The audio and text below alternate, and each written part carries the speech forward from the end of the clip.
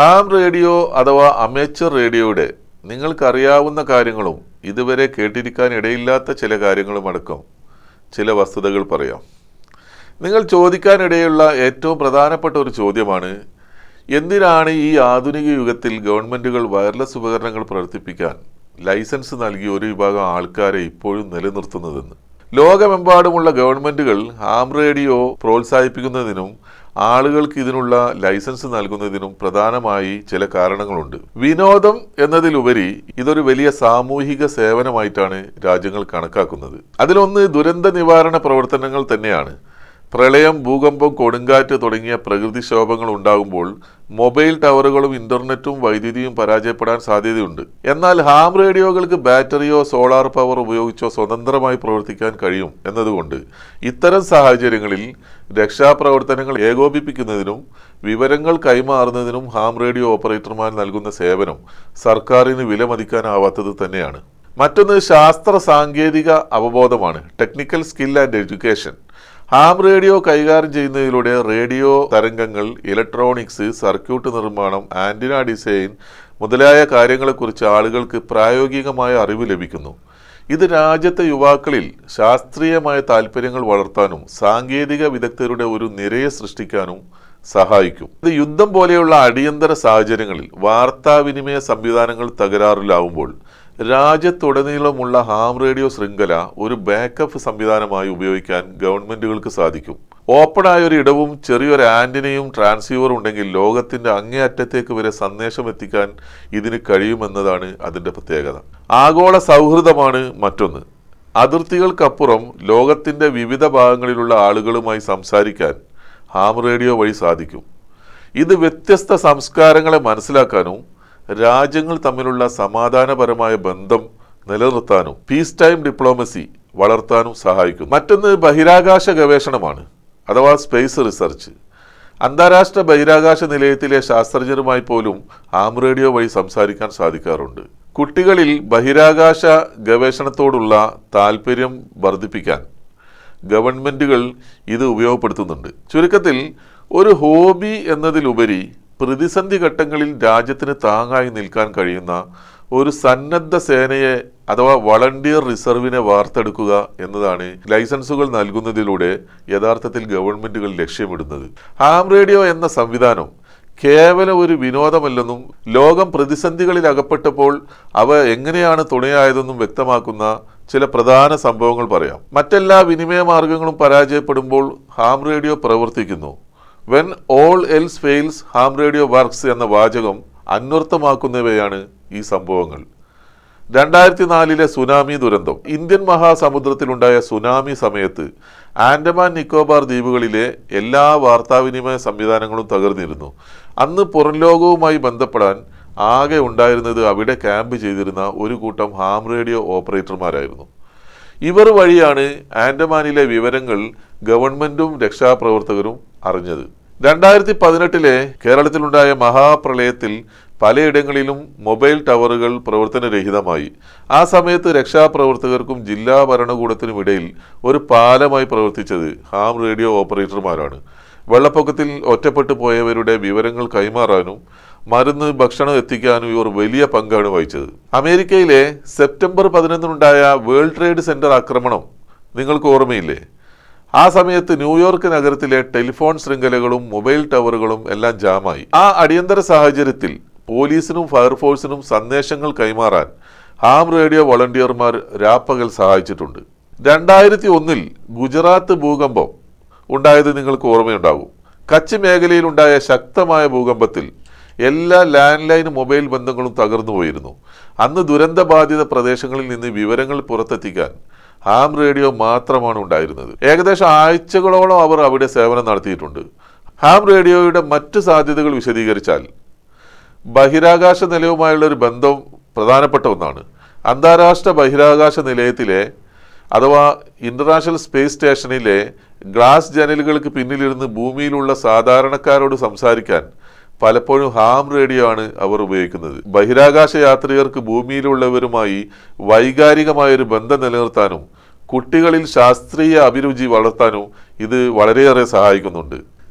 ഒന്ന് പ്രധാനപ്പെട്ട മറ്റൊരു കാര്യമാണ് കടലിലെ രക്ഷാപ്രവർത്തനങ്ങൾ. മത്സ്യത്തൊഴിലാളികളും കപ്പലുകളും അപകടത്തിൽ പെടുമ്പോൾ പലപ്പോഴും അവരുടെ രക്ഷക്കെത്തുന്നത് ഹാം റേഡിയോയിലൂടെ നൽകുന്ന സിഗ്നലുകളാണ്. മൊബൈൽ റേഞ്ച് ഇല്ലാത്ത നടുക്കടലിൽ ലോ ഫ്രീക്വൻസി റേഡിയോ തരംഗങ്ങൾ പലപ്പോഴും ജീവൻ രക്ഷാ ഉപാധിയായി മാറുന്നുണ്ട്. ഈ സംവിധാനം നിലനിൽക്കുന്നതിൻ്റെ പ്രധാന നേട്ടങ്ങളെപ്പറ്റി പറഞ്ഞാൽ, ഇൻ്റർനെറ്റോ മൊബൈൽ ടവറുകളോ ആവശ്യമില്ലാത്തതിനാൽ എളുപ്പത്തിൽ സ്ഥാപിക്കാൻ കഴിയുന്നതും കാര്യമായ പ്രവർത്തന ചെലവ് ഇല്ലാത്തതുമാണ് എന്നതാണ്. ഹാം ഓപ്പറേറ്റർമാർ സ്വന്തം പണവും സമയവും ചെലവഴിച്ചാണ് ഗവൺമെൻറ്റിനെ സഹായിക്കുന്നത് എന്നത് അത്യാവശ്യ ഘട്ടങ്ങളിൽ സർക്കാരുകൾക്ക് വലിയൊരു നേട്ടം തന്നെയാണ്. ഇത്തരം ആളുകൾ സമൂഹത്തിലുള്ളത് രാജ്യത്തിൻ്റെ ആഭ്യന്തര സുരക്ഷയ്ക്ക് ഒരു വലിയ മുതൽക്കൂട്ടാണ്. ചുരുക്കത്തിൽ, ഒരു രാജ്യം എത്ര സാങ്കേതികമായി വളർന്നാലും പ്രകൃതിയുടെ മുന്നിൽ ആധുനിക വിദ്യകൾ തോറ്റുപോകുമ്പോൾ ഹാം റേഡിയോ എന്ന ഈ പഴയ പുലി ഇപ്പോഴും രക്ഷകനായി എത്തുമെന്നതാണ് വസ്തുത. ഹാം റേഡിയോയുടെ ചരിത്രത്തിലേക്ക് പോയാൽ അത് റേഡിയോ കണ്ടുപിടിച്ച കാലത്തോളം പഴക്കമുള്ളതാണ്. ഇതിൻ്റെ തുടക്കത്തെയും ലോകവ്യാപകമായ അവസ്ഥയെയും കുറിച്ചുള്ള കാര്യങ്ങൾ നമുക്കൊന്ന് പരിശോധിക്കാം.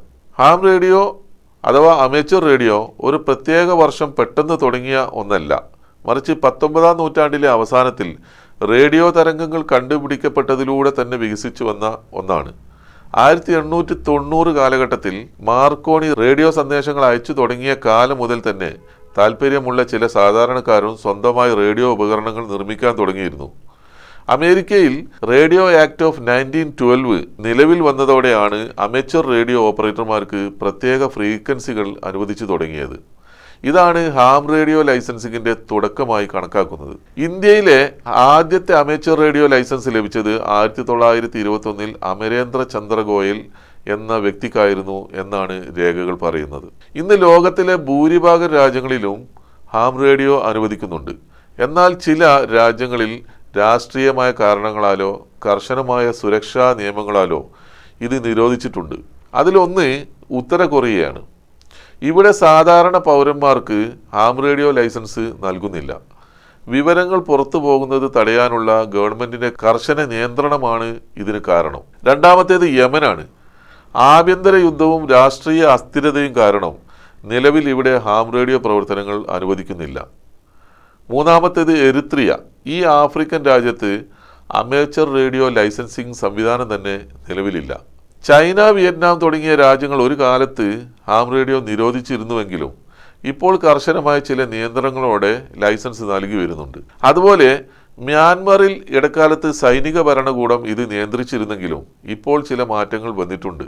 കൂടുതൽ രാജ്യങ്ങളും ഹാം റേഡിയോ പ്രോത്സാഹിപ്പിക്കുന്നത് അത് നൽകുന്ന ഈ സുരക്ഷാ ബാക്കപ്പ് തിരിച്ചറിഞ്ഞുകൊണ്ട് തന്നെയാണ്. എന്നാൽ സ്വേച്ഛാധിപത്യ ഭരണമുള്ള രാജ്യങ്ങൾ വിവരങ്ങൾ ജനങ്ങൾക്കിടയിൽ സ്വതന്ത്രമായി കൈമാറുന്നത് ഭയപ്പെടുന്നത് കൊണ്ടാണ് ഇത്തരം സംവിധാനങ്ങൾ തടയുന്നത്. ഹാം റേഡിയോ ഓപ്പറേറ്റർമാർക്ക് ലോകമെമ്പാടും വലിയ ബഹുമാനവും ചില രാജ്യങ്ങളിൽ സവിശേഷമായ ചില പദവികളും ലഭിക്കാറുണ്ട്.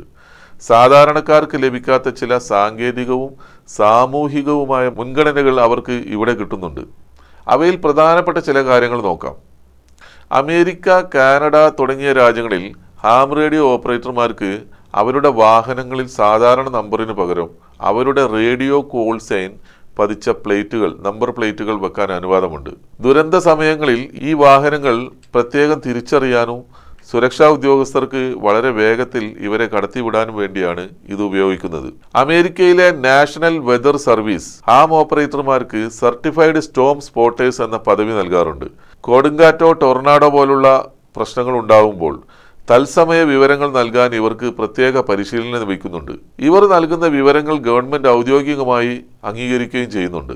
പല രാജ്യങ്ങളിലും ഹാം ഓപ്പറേറ്റർമാർക്ക് സിവിൽ ഡിഫൻസിന്റെ ഭാഗമായി പ്രവർത്തിക്കാൻ പ്രത്യേക പദവികൾ നൽകുന്നുണ്ട്. ഉദാഹരണമായി ARES amateur radio emergency service. ഇത് സന്നദ്ധ സേവകരുടെ ഒരു സംഘമാണ്. മറ്റൊന്ന്, യുദ്ധസമയത്തോ അടിയന്തരാവസ്ഥയിലോ ഗവൺമെന്റിനു വേണ്ടി ആശയവിനിമയം നടത്താൻ പ്രസിഡന്റിന്റെ പ്രത്യേക ഉത്തരവിലൂടെ പ്രവർത്തിക്കാൻ അധികാരമുള്ളവരാണ് RACES എന്ന ഗ്രൂപ്പ്. ബഹിരാകാശ സഞ്ചാരികളുമായി നേരിട്ട് സംസാരിക്കാൻ നിയമപരമായ അനുവാദമുള്ള ലോകത്തിലെ ഏക വിഭാഗം ഹാം റേഡിയോ ഓപ്പറേറ്റർമാരാണ്. ഇതിനായി ARISS amateur radio on the international space station എന്ന പ്രത്യേക പ്രോഗ്രാം തന്നെയുണ്ട്.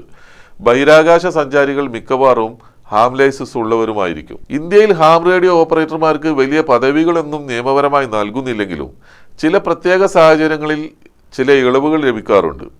പലയിടങ്ങളിലും NDRF ഹാം ഓപ്പറേറ്റർമാരുടെ സേവനം ഔദ്യോഗികമായി ഉപയോഗിക്കുന്നുണ്ട്. അത്തരം സന്ദർഭങ്ങളിൽ ഇവർക്ക് പ്രത്യേക പാസുകളും യാത്രാ സൗകര്യങ്ങളും അനുവദിക്കാറുമുണ്ട്. കേരളം പോലുള്ള സംസ്ഥാനങ്ങളിൽ ഹാം റേഡിയോ ക്ലബ്ബുകൾക്ക് ദുരന്ത നിവാരണ അതോറിറ്റിയുമായി ചേർന്ന് പ്രവർത്തിക്കാൻ പ്രത്യേക അംഗീകാരവുമുണ്ട്. ഹാം റേഡിയോ ഓപ്പറേറ്റർമാർക്ക് ലോകമെമ്പാടും അംഗീകരിക്കപ്പെട്ട ഒരു ഐഡന്റിറ്റി അഥവാ കോൾ സൈൻ ഉണ്ട്. ഇത് അവർക്കൊരു അന്താരാഷ്ട്ര റേഡിയോ ടെക്നീഷ്യൻ അല്ലെങ്കിൽ കമ്മ്യൂണിക്കേഷൻ എക്സ്പേർട്ട് എന്ന നിലയിലുള്ള ഒരു ടെക്നിക്കൽ സ്റ്റാറ്റസ് നൽകുന്നുമുണ്ട്.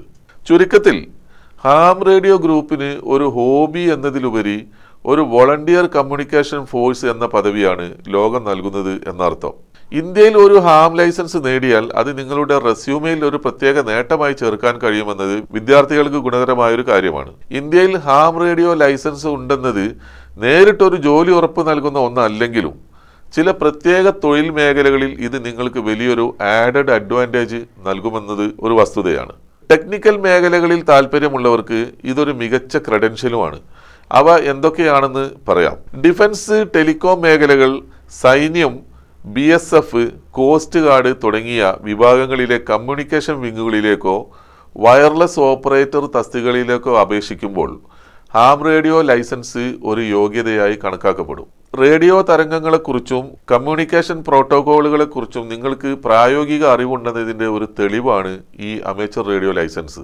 ദുരന്ത നിവാരണ അതോറിറ്റി SDMA, NDMA, സംസ്ഥാന അല്ലെങ്കിൽ ദേശീയ ദുരന്ത നിവാരണ അതോറിറ്റികൾ അവരുടെ ഡിസാസ്റ്റർ മാനേജ്മെന്റ് വിഭാഗത്തിൽ കമ്മ്യൂണിക്കേഷൻ ഓഫീസർമാരായി ജോലി ലഭിക്കാൻ ഹാം റേഡിയോ പരിചയം ഗുണകരമാവും. പലപ്പോഴും ഇത്തരം ഒഴിവുകളിൽ ഹാം ഓപ്പറേറ്റർമാർക്ക് മുൻഗണന നൽകുന്നതായും പറയപ്പെടുന്നു. സിവിൽ ഏവിയേഷൻസ്, മർച്ചന്റ് നേവി, വിമാനങ്ങളിലോ കപ്പലുകളിലോ ആശയവിനിമയത്തിനായി ഉപയോഗിക്കുന്ന റേഡിയോ ടെലിഫോണി രീതികളുമായി ഹാം റേഡിയോക്ക് വലിയ സാമ്യമുണ്ട്. അതിനാൽ ഈ മേഖലയിലുള്ള കോഴ്സുകൾക്കോ ജോലികൾക്കോ പോകുമ്പോൾ മുൻഗണന ലഭിക്കാനും നിങ്ങളുടെ ഹാം റേഡിയോ ബാക്ക്ഗ്രൗണ്ട് നിങ്ങൾക്ക് കാര്യങ്ങൾ വേഗത്തിൽ പഠിച്ചെടുക്കാനും വലിയ സഹായകരമാവും. ഇലക്ട്രോണിക്സ് ആൻഡ് കമ്മ്യൂണിക്കേഷൻ എഞ്ചിനീയറിംഗ് വിദ്യാർത്ഥികൾക്ക് അവരുടെ റെസ്യൂമെയിൽ ചേർക്കാൻ പറ്റിയ മികച്ചൊരു കാര്യവുമാണിത്. പ്രമുഖ ഇലക്ട്രോണിക്സ് കമ്പനികളിലെ ഇന്റർവ്യൂകളിൽ ഇത് നിങ്ങൾക്ക് ഒരു പ്ലസ് പോയിന്റ് നൽകും. ബഹിരാകാശ ഗവേഷണത്തിൽ താല്പര്യമുള്ളവർക്ക് ഹാം റേഡിയോ ഒരു മുതൽക്കൂട്ടാണ്. സാറ്റലൈറ്റ് കമ്മ്യൂണിക്കേഷനെ കുറിച്ച് അല്ലെങ്കിൽ സാറ്റലൈറ്റ് ട്രാക്കിംഗ് പഠിക്കാൻ ഹാം റേഡിയോ സഹായിക്കുന്നു. ISROയിലെ പല ശാസ്ത്രജ്ഞരും ഹാം റേഡിയോ ഓപ്പറേറ്റർമാരാണ് എന്നത് ഇതിൻ്റെ ഒരു പ്രാധാന്യം വ്യക്തമാക്കുന്നു. ഇന്ത്യയിൽ ഹാം റേഡിയോ ലൈസൻസ് നൽകുന്നത് കേന്ദ്ര ഗവൺമെന്റിന്റെ മിനിസ്ട്രി ഓഫ് കമ്മ്യൂണിക്കേഷൻ കീഴിലുള്ള WPC ആണ്. ഇത് അന്താരാഷ്ട്ര തലത്തിൽ അംഗീകരിക്കപ്പെട്ട ഒരു സർട്ടിഫിക്കറ്റ് ആയതുകൊണ്ട് വിദേശ രാജ്യങ്ങളിലെ സാങ്കേതിക ജോലികൾക്കും ഇത് ഗുണകരമാവും. ഞാൻ പറഞ്ഞു വന്നത് ഹാം റേഡിയോ ലൈസൻസ് മാത്രം കൊണ്ട് ഒരു ജോലി കിട്ടുമെന്നല്ല. പക്ഷേ സാങ്കേതിക തസ്തികകളിലേക്കുള്ള ഇന്റർവ്യൂകളിൽ ഇതൊരു എക്സ്ട്രാ ഓർഡിനറി പോസിറ്റീവ് പോയിന്റായി പരിഗണിക്കപ്പെടുമെന്നതാണ്. നിങ്ങളൊരു ഇലക്ട്രോണിക്സ് ഗ്രാജുവേറ്റ് ആണെങ്കിൽ ഹാം റേഡിയോ ലൈസൻസ് എടുക്കുന്നത് നിങ്ങളുടെ കരിയറിലും പ്രായോഗിക അറിവിലും വലിയൊരു വിപ്ലവം തന്നെ സൃഷ്ടിക്കും. വെറും പുസ്തകങ്ങളിൽ പഠിച്ച പല തിയറികളും നിങ്ങൾക്ക് നേരിട്ട് വർക്കൗട്ട് ചെയ്യാം. അത് പരീക്ഷിച്ച് നോക്കാനുള്ള ഒരു ലൈവ് ലാബാണ് ഹാം റേഡിയോ. അതിൽ പ്രധാനപ്പെട്ട ഒന്നാണ് പ്രാക്ടിക്കൽ RF എഞ്ചിനീയറിംഗ്. ക്ലാസ് മുറികളിൽ പഠിക്കുന്ന standing wave ratio, impedance matching, modulation techniques തുടങ്ങിയ കാര്യങ്ങൾ നേരിട്ട് ഒരു റേഡിയോ ട്രാൻസ്മിറ്റർ സെറ്റ് ചെയ്യുമ്പോൾ ലഭിക്കുന്ന അറിവ് മറ്റൊരിടത്തും ലഭിക്കുന്നില്ല. സ്വന്തമായി ഒരു ആന്റിന ഡിസൈൻ ചെയ്യുന്നതും ട്യൂൺ ചെയ്യുന്നതും ഒരു എഞ്ചിനീയറെ സംബന്ധിച്ചിടത്തോളം വലിയൊരു എക്സ്പീരിയൻസ് ആണ്. ഹാം റേഡിയോ ഉപയോഗിച്ച് നിങ്ങൾക്ക് അമേച്ചർ സാറ്റലൈറ്റുകൾ വഴി ആശയവിനിമയം നടത്താം. ഒരു എഞ്ചിനീയർ എന്ന നിലയിൽ ഡോപ്ലർ ഷിഫ്റ്റിനെ പറ്റി മനസ്സിലാക്കാനും ഇത് നിങ്ങളെ സഹായിക്കും. ISRO വിക്ഷേപിക്കുന്ന പല സാറ്റലൈറ്റുകളിലും ഹാം റേഡിയോ പേലോഡുകൾ ഉണ്ടാകാറുണ്ട് എന്നത് പ്രത്യേകം ശ്രദ്ധിക്കുക. ഇന്ന് ഹാം റേഡിയോ വെറും ശബ്ദം മാത്രം കൈമാറുന്ന ഒന്നല്ല. FT8, പാക്കറ്റ് റേഡിയോ, APRS തുടങ്ങി ഡിജിറ്റൽ രീതികൾ ഉപയോഗിച്ച് കമ്പ്യൂട്ടറിനെ റേഡിയോയുമായി ബന്ധിപ്പിച്ച് സിഗ്നലുകൾ അയക്കാം. ഇത് digital signal processing, micro controller programming തുടങ്ങിയവയിൽ താല്പര്യമുള്ള എഞ്ചിനീയർമാർക്ക് മികച്ചൊരു മേഖലയുമാണ്. മറ്റൊന്ന് ഹോം ബ്രൂവിംഗ് ആണ്. സ്വന്തമായി സർക്യൂട്ടുകൾ ഡിസൈൻ ചെയ്ത് നിർമ്മിക്കുന്നതിനെയാണ് ഹാം റേഡിയോയിൽ ഹോം ബ്രൂവിംഗ് എന്ന് പറയുന്നത്. ഒരു ലോ പാസ് ഫിൽറ്ററോ ഒരു പവർ ആംപ്ലിഫയറോ സ്വന്തമായി ഡിസൈൻ ചെയ്ത് പ്രവർത്തിപ്പിക്കുന്നത് നിങ്ങളുടെ സർക്യൂട്ട് ഡിസൈനിങ് സ്കില്ല് തീർച്ചയായും വർദ്ധിപ്പിക്കും. ഹാം റേഡിയോ വഴി നിങ്ങൾക്ക് ചെയ്യാൻ കഴിയുന്ന സാമൂഹിക സേവനം കേവലം ഒരു സന്നദ്ധ പ്രവർത്തനത്തെക്കാൾ വളരെ വലുതാണ്. നിങ്ങൾക്കുള്ള സാങ്കേതിക മികവ് ദുരന്ത സമയങ്ങളിൽ ഉപയോഗിക്കുന്നത് ചിലപ്പോൾ നൂറുകണക്കിന് ജീവനുകൾ രക്ഷിക്കാൻ സഹായിച്ചേക്കാം. ജില്ലാ ഭരണകൂടത്തിനും ദുരന്ത നിവാരണ അതോറിറ്റിക്കും സമാന്തരമായി ഒരു കമ്മ്യൂണിക്കേഷൻ സിസ്റ്റം ഒരുക്കാൻ ഹാം ഓപ്പറേറ്റർമാർക്ക് സാധിക്കും. ഇതിനെ ലാസ്റ്റ് മൈൽ കണക്ടിവിറ്റി എന്നാണ് വിളിക്കുന്നത്. റെഡ് ക്രോസ്, NDRF തുടങ്ങിയ സംഘടനകളുമായി ചേർന്ന് പ്രവർത്തിക്കാൻ ഹാം ഓപ്പറേറ്റർമാർക്ക് സാധിക്കും. മറ്റൊന്നാണ് സാങ്കേതിക വിദ്യാഭ്യാസം നൽകൽ. ഒരു എഞ്ചിനീയർ അല്ലെങ്കിൽ ടെക്നിക്കൽ എക്സ്പേർട്ട് എന്ന നിലയിൽ സ്കൂളുകളിലും കോളേജുകളിലും ഹാം റേഡിയോയെക്കുറിച്ച് ക്ലാസുകൾ എടുക്കാനും കുട്ടികളിൽ സയന്റിഫിക് ടെമ്പർ വളർത്താനും നിങ്ങൾക്ക് സാധിക്കും. ഇതൊരു സാമൂഹിക സേവനമാണ്. ഗ്രാമപ്രദേശങ്ങളിലെ കുട്ടികൾക്ക് വയർലെസ് കമ്മ്യൂണിക്കേഷനെ കുറിച്ച് ലളിതമായ അറിവ് പകർന്നു നൽകാൻ ഹാം റേഡിയോ പോലെ മറ്റൊരു മികച്ച ഉപാധിയില്ല. കാടുകളിലോ ഒറ്റപ്പെട്ട സ്ഥലങ്ങളിലോ ആളുകളെ കാണാതായാൽ അവരെ കണ്ടെത്താനുള്ള തിരച്ചിൽ സംഘത്തിൽ ഹാം ഓപ്പറേറ്റർമാർ വലിയ പങ്ക് വഹിക്കാറുണ്ട്. VHF, UHF ഹാൻഡ് റേഡിയോകൾ ഉപയോഗിച്ച് ഇത്തരം സാഹചര്യങ്ങളിൽ ഏകോപനം എളുപ്പമാക്കാൻ പറ്റും. ദുരന്ത സമയങ്ങളിൽ കലക്ടറേറ്റിലെ കൺട്രോൾ റൂമുകളിലോ ദുരിതാശ്വാസ ക്യാമ്പുകളിലോ ഗവൺമെന്റിന്റെ ഔദ്യോഗിക അനുവാദത്തോടെ സേവനം ചെയ്യാൻ സാധിക്കും. ഇന്ത്യയിൽ പൊതുവെ ഹാം ഓപ്പറേറ്റർമാരെ ജെന്റിൽമൻ ഹോബി എന്നാണ് വിളിക്കുന്നത്. ഇതിൽ അംഗമാകുന്നതോടെ വലിയൊരു ആഗോള ശൃംഖലയുടെ ഭാഗമാവുകയാണ് യഥാർത്ഥത്തിൽ ചെയ്യുന്നത്. കേരളത്തിൽ സജീവമായ പല ഹാം റേഡിയോ ക്ലബ്ബുകളും പ്രവർത്തിക്കുന്നുണ്ട്. എല്ലാ ഹാം ഓപ്പറേറ്റർമാർക്കും അവർക്ക് രജിസ്റ്റർ ചെയ്ത വിലാസത്തിൽ ഒരു ഫിക്സഡ് റേഡിയോ സ്റ്റേഷൻ പ്രവർത്തിപ്പിക്കാനാണ് പ്രാഥമികമായി അനുവാദമുള്ളത്. എന്നാൽ വാഹനങ്ങളിൽ മൊബൈലായും പോർട്ടബിളായും ചില നിബന്ധനകളോടെ ഇത് പ്രവർത്തിപ്പിക്കാവുന്നതാണ്. ഹാം ഓപ്പറേറ്റർമാർക്ക് ഇപ്പോൾ WPC നേരിട്ട് ID കാർഡുകളും നൽകുന്നുണ്ട്. കൂടാതെ അംഗീകൃത ഹാം ക്ലബ്ബുകൾ നൽകുന്ന ഫോട്ടോ പതിച്ച ID കാർഡുകളും വാഹനത്തിൽ കരുതുന്നത് പോലീസിനും മറ്റും നിങ്ങളെ തിരിച്ചറിയാൻ വളരെ എളുപ്പമാക്കും. സാമൂഹിക സേവനത്തിന് പോകുന്ന വാഹനമാണെങ്കിൽ അമേച്ചർ റേഡിയോ എമർജൻസി കമ്മ്യൂണിക്കേഷൻ എന്നോ ഹാം റേഡിയോ എന്നോ ഉള്ള സ്റ്റിക്കറുകൾ പതിക്കാവുന്നതാണ്. ഇത് അടിയന്തര ഘട്ടങ്ങളിൽ നിങ്ങളെ അധികൃതരുടെ ശ്രദ്ധയിൽപ്പെടുത്താൻ സഹായിക്കും. എന്നാൽ ഇതൊരു ഔദ്യോഗിക പദവിയല്ല എന്ന കാര്യം പ്രത്യേകം ഓർക്കുക. നിങ്ങൾ വാഹനത്തിൽ റേഡിയോ ഫിറ്റ് ചെയ്യുമ്പോൾ ഒരു ക്വിക്ക് ഡിസ്കണക്ട് മെക്കാനിസം ഉപയോഗിക്കുന്നതും വളരെ നല്ലതാണ്. ഇത് നിങ്ങളുടെ വാഹനം സർവീസിന് കൊടുക്കുമ്പോൾ സുരക്ഷയുടെ ഭാഗമായി റേഡിയോ അഴിച്ചു മാറ്റാനും നിങ്ങളെ സഹായിക്കും. മറ്റൊരു വിശേഷവുമായി വീണ്ടും കാണാം. Good bye.